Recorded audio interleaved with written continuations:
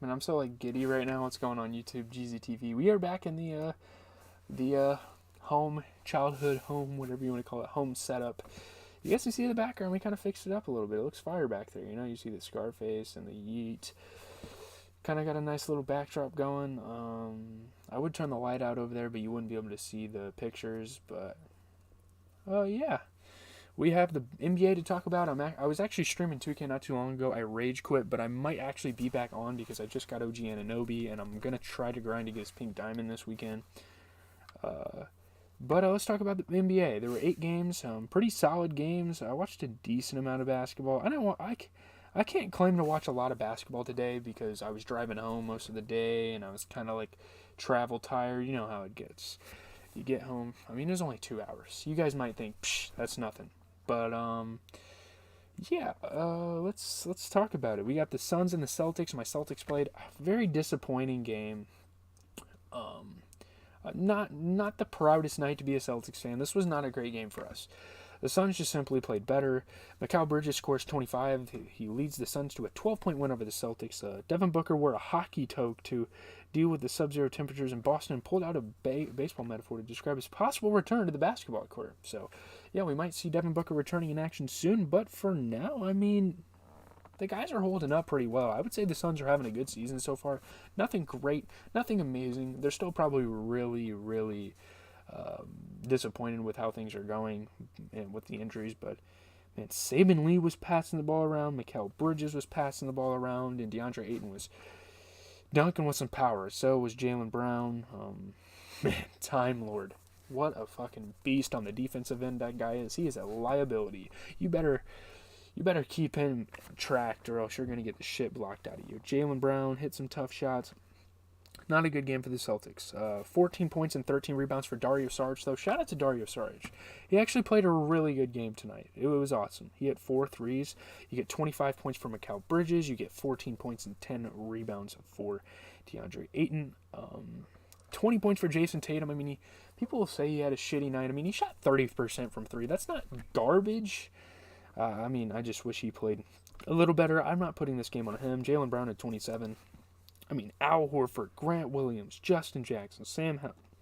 I can't really talk about Sam Hauser or Justin Jackson, but like Grant Williams and Peyton Pritchard, like those are rotational guys off the bench. And maybe if we give guys like Sam Hauser and Justin Jackson a little bit more of a chance, like dude, Grant Williams was struggling in this game. Like take the man out of the game and let like Sam Hauser or Justin Jackson hit a couple threes. Like we know that Sam Hauser can hit threes.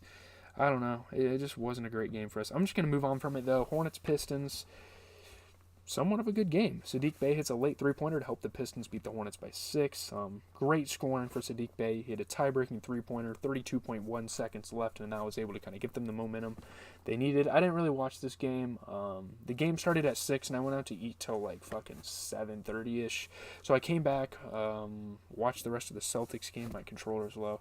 Watched the rest of the Celtics game. We watched whatever was left of the Bulls and Jazz game. That's really about it. Yeah, the Pistons rallied. Sadiq Bey hit huge threes. Dennis Smith Jr. was driving to the rim and getting some dunks. He's been playing a lot more aggressive recently. That's great. LaMelo was playing some good defense. Hamidou Diallo was getting some tough shots. Mason Plumlee was throwing it down.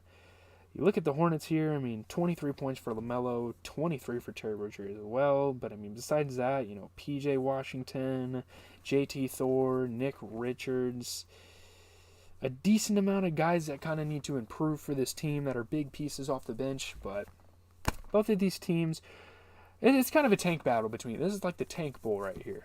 There's obviously a couple of teams that are below these guys, but this is pretty much the tank bowl. But looking at the Pistons, 21 points for Bogdanovich. He's had a pretty good season. 13 points, 13 rebounds for Jalen Duren, 75% from the field. Overall, very good rookie season for him. Now that they're giving him more opportunities, you get 24 points for Jaden Ivey. Didn't miss a single three-pointer. 22 points for Sadiq Bey off the bench, 50% overall shooting. So, yeah, just a great performance for the Pistons. I'm excited for their future. They might possibly get Wembayama if they tank hard enough. But, yeah.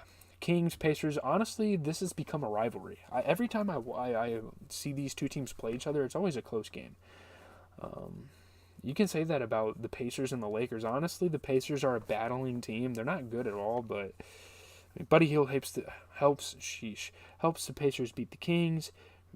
Great scoring for Buddy Hield against the former team. This is kind of like the trade battle to see how the trade played out and, stuff like that. But, yeah, they were able to win by 3. The Pacers, coming into this game, they were losing 4 in a row. But, yeah, Tyrese Halliburton was dunking it down. Trey Lyles was dunking it down. Aaron Nesmith with a big block on Malik Monk. That was awesome. Tyrese Halliburton shaking the defense, getting some threes. Harrison Barnes dunking on Nesmith. Did I say Aaron Nesmith? That's his name, right? Yeah. I'm not tripping. Okay. Looking at the Kings, 15 points and 16 rebounds. Shout out to the All-Star Domantas Sabonis. We will talk about the All-Star teams tomorrow. 23 points for Harrison Barnes. He shot 60% from 3. A lot of lackluster performances. Keegan Murray, Davion Mitchell, just guys like that on the starting lineup. Obviously, no De'Aaron Fox. That was a pretty big deal for them. But Keegan Murray normally starts, so I don't know why he played so bad. But looking at the Pacers, 14 points, 13 rebounds for Miles Turner, 21 points, 10 rebounds for Buddy Hield. That's going to do it. Trailblazers, Wizards. Trailblazers starting to try to get their season back into gear. I'm rooting for them. We might even do a preview of the games tomorrow. Talk about them here. But the Blazers rally from 20 down to end the Wizards' win streak. The Wizards were going crazy. And Kyle Kuzma was letting social media know about it for the longest time. Wow, big third quarter for Anthony Simons. And a great game for him, too. He's young talent that the Trailblazers are going to be able to hang on to in the future. Washington won 6 games in a row coming into this game, and they lost by 8 there, so that's kind of unfortunate. I'm a pretty decent supporter of the Wizards. I like a couple of their players. We also got to talk about the trade deadline tomorrow. Tomorrow is going to be like a NBA news thing because around All-Star break, things just start getting hot. Headlines start flying. We'll talk about that tomorrow, though. Trendon Watford had a big steal, able to extend the lead late in the game. Damian Lillard just pushing his way through defenders, getting tough shots to fall. Kristaps Porzingis was playing some good defense. Kyle Kuzma was passing the rock around. But you look at the Trailblazers, 29 points for a great season for Damian Lillard, shooting 30% from 3, 21 points for Josh Hart, 33 points for Anthony Simons. The man shot 75% from 3, 9 for 12 from the three-point line. No one is talking about that right now, but 21 points off the bench for Watford. Insane game for him. Didn't miss a single three-pointer. Shot 75% overall.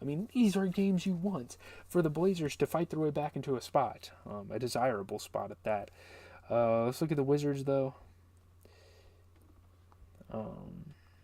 12 points, 11 rebounds for Kyle Kuzma, 32 points for one of the most improved players in the league, Kristaps, shooting 50 from 3, 60 from the field, 34 points for Bradley Beal. Bradley Beal might be officially back. He shot 40% from 3.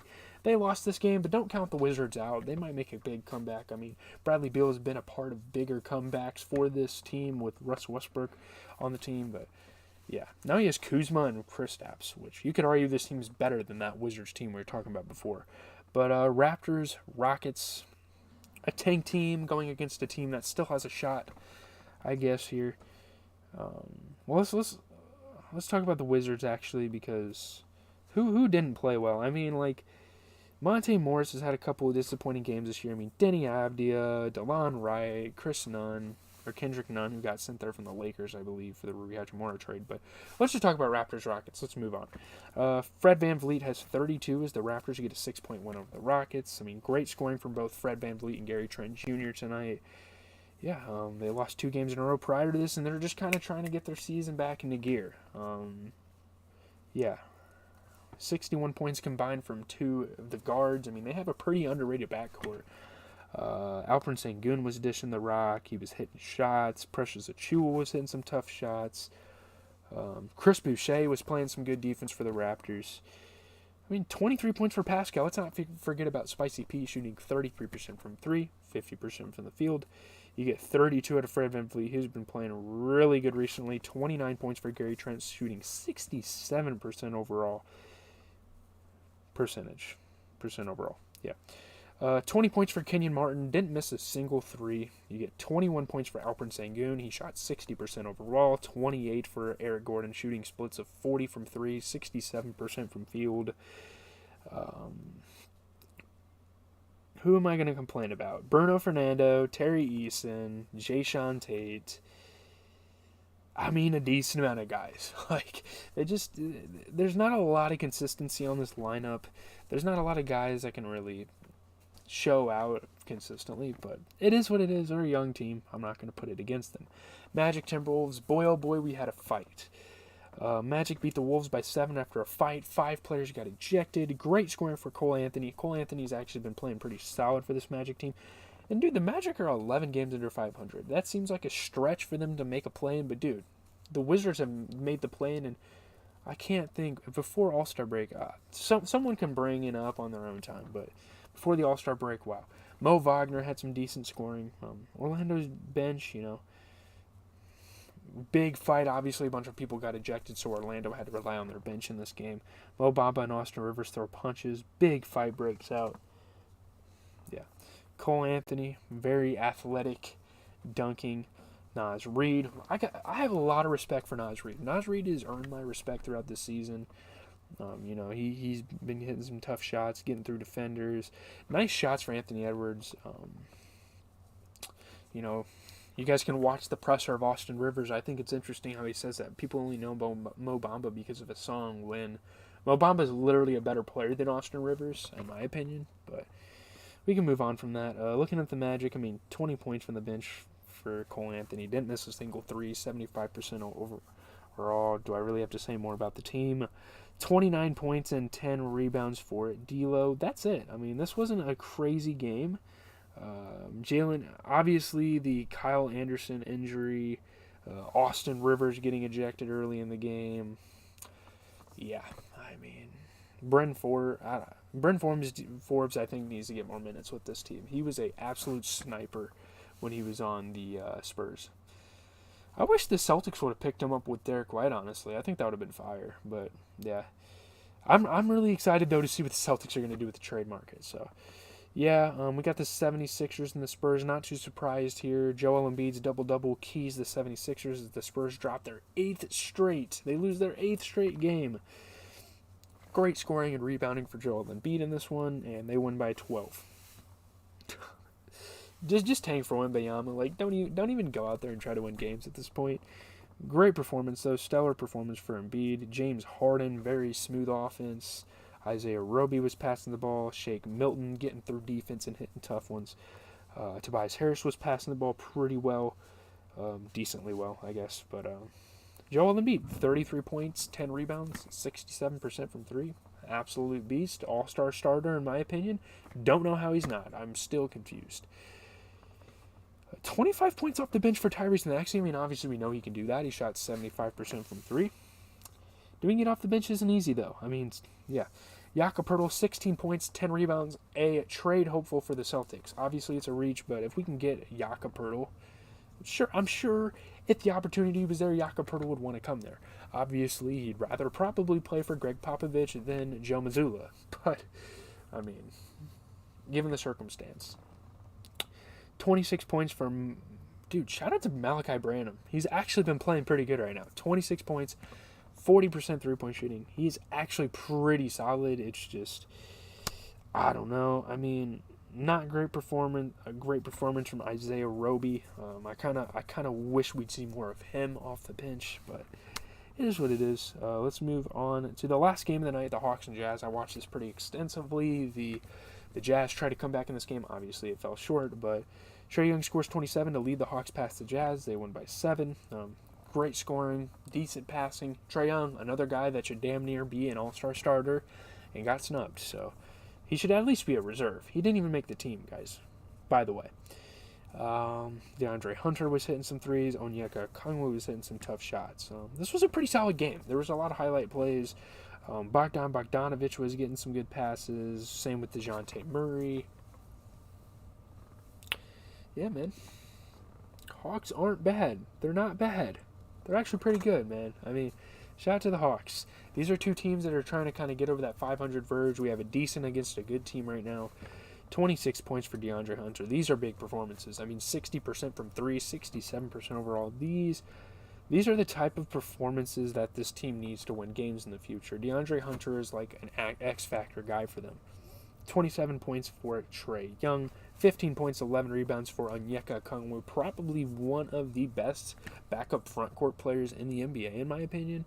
I mean, he's definitely up there with like a Bobby Portis, so he's a really good backup front court player. Onyeka Okongwu was actually really good. I mean, he shot 67% overall in this one.